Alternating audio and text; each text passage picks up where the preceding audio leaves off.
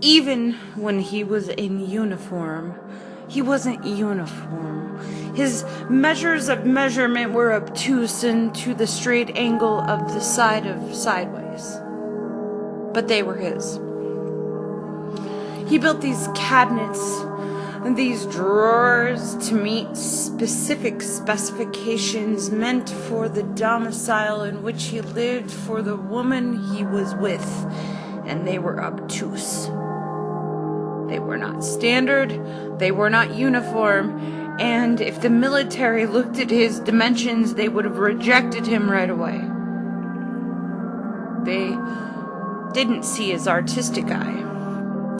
They didn't understand the abstraction that he was able to conceptualize through a vision, through an angle, through the measurement, through just one lens. I guess maybe not everyone knew he only had one eye, and that was for a very long time. He was driving around town and building things and knocking his head consistently on edges of doorways. Probably because his perception was a little bit skewed with the loss of that one eye.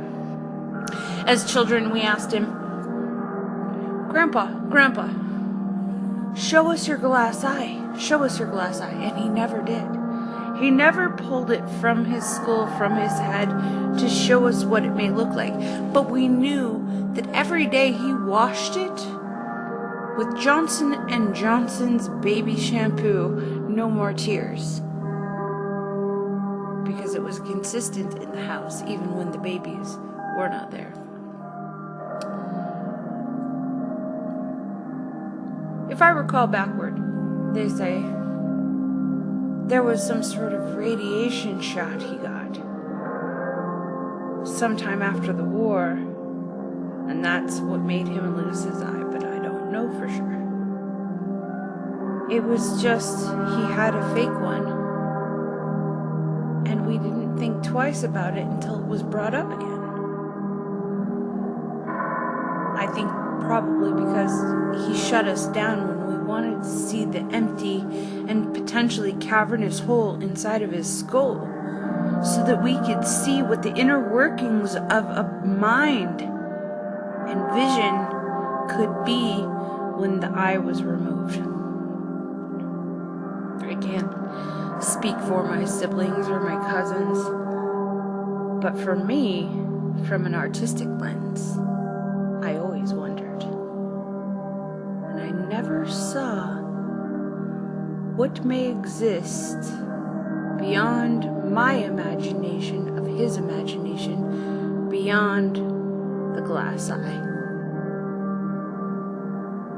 If I were to sit with him today, I would say, would you like a dark Mexican beer, my sir? And perhaps he'd say yes. And we'd sit and we'd chat, and I'd say, there's so much you've missed, so much about me you haven't seen yet. And he'd say, I was watching all along, and I'd say, of course you were, with your one eye. And we'd get a little bit deeper, because I'd hope he'd ask me questions, but he always talked in riddles. So maybe he'd ask me everything and nothing all at once.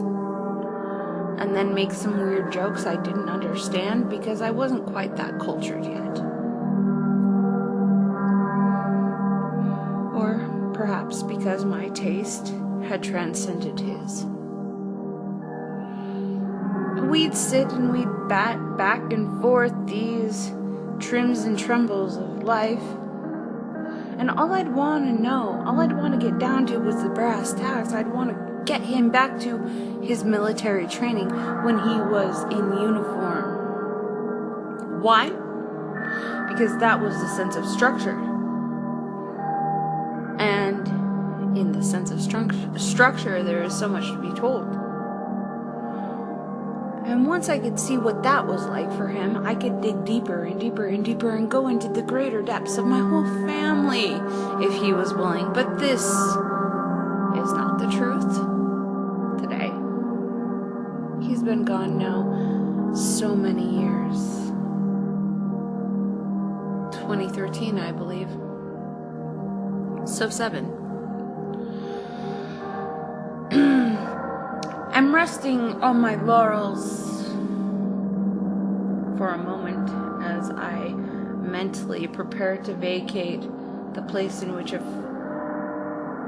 was conceived, the place in which I've invested so much of my life because I loved the people who inhabited the house. And then they are all gone now. And the house will probably be gone very soon too. It will not be mine. I don't even want it to be mine. But the ghosts fill the rafters. And they aren't even the ghosts of this home. They aren't even the ghosts of this family. They are the ghosts of the neighbors. They are the ghosts of the pub down the street. They are the ghosts of all these other things. My family continues to visit me in dreams and will perpetuate these other sort of angelic insights. But it doesn't stop me from wanting to have conversation with my dead grandfather who only had one eye.